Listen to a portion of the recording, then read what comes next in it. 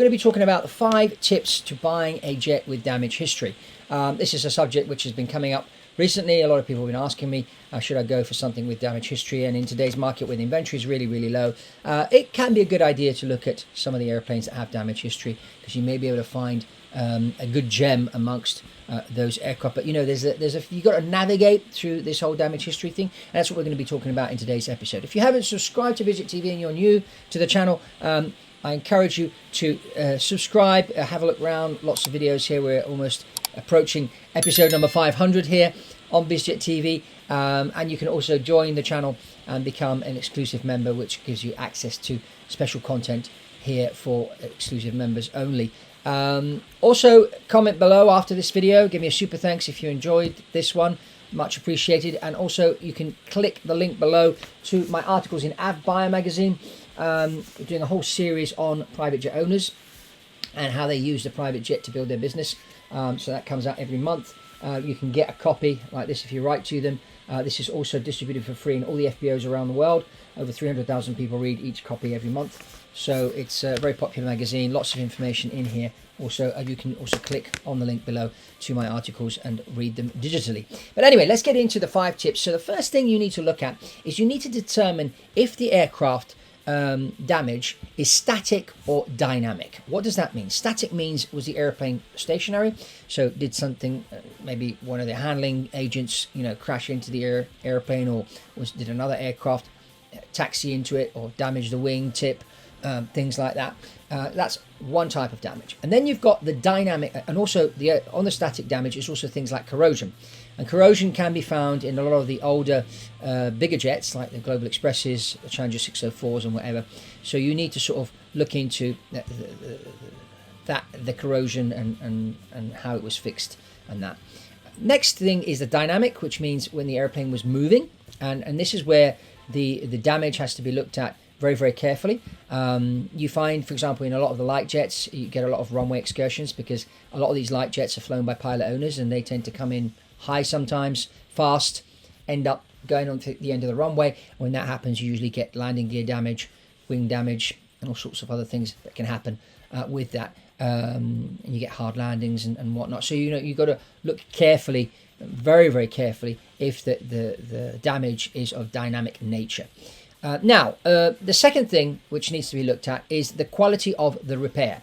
So you've got this damage has happened. You have to look at which MRO did the repairs and when it was done. I mean, was this damage, did the damage happen 3 or 4 years ago? It was repaired and the airplane's been flying since. That's a good sign.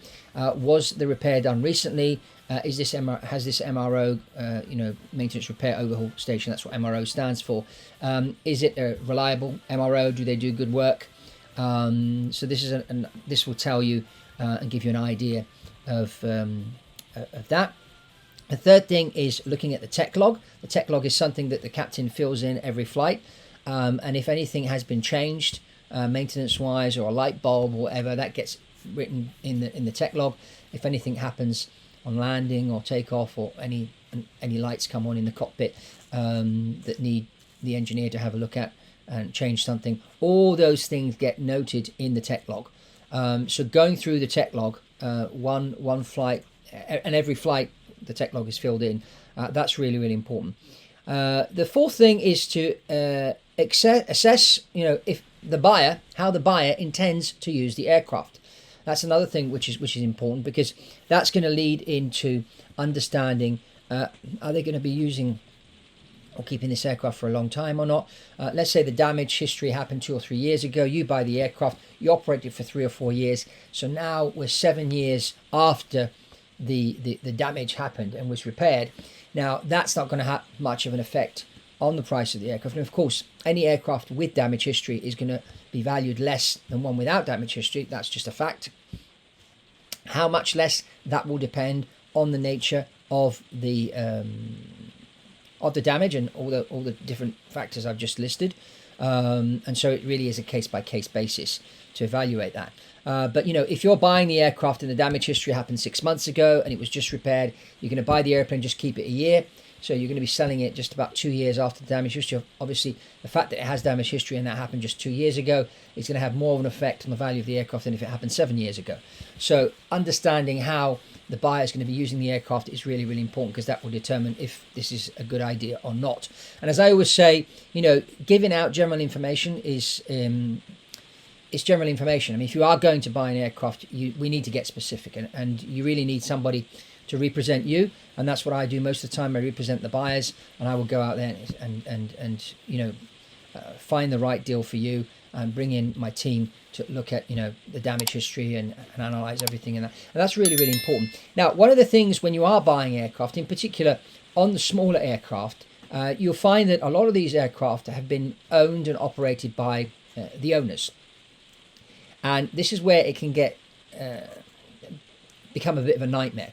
I mean, I had a friend of mine last year was trying to buy a Cheyenne 3 from this owner, but the owner, he hadn't filled in the tech log properly. The maintenance records were kind of all over the place. He was trying to cut corners on maintenance.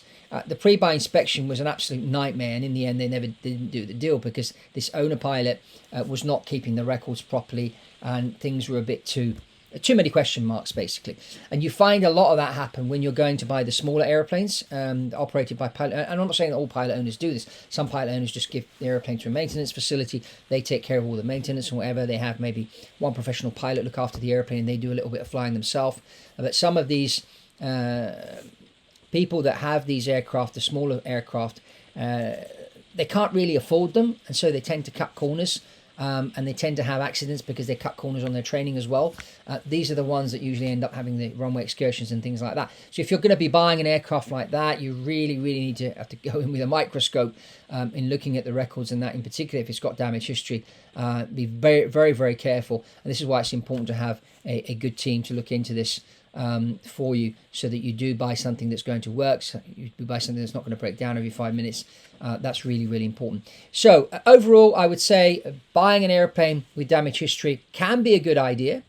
Again, depends how you're going to operate it, but it's certainly something that can be looked into. But you've got to be very, very careful when you go into and venture into this. And then once we've done the evaluation of the damage and how it was repaired and whatever, we can then put a realistic number on there. Value of the aircraft. So let's say normally this airplane will be valued 7 million. If it's got damage history, it will be worth less than 7 million, maybe 6, maybe 5.5, maybe 6.3. A lot will depend on the nature of the damage, and as I said, and how it's been repaired, etc., etc.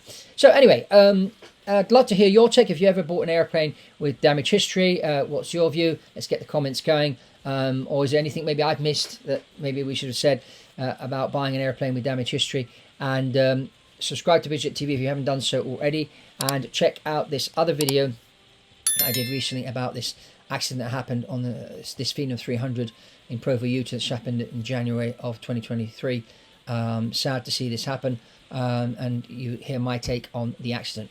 And that's all for Fabrizio Poli on Bizjet TV, and I'll see you on the next one.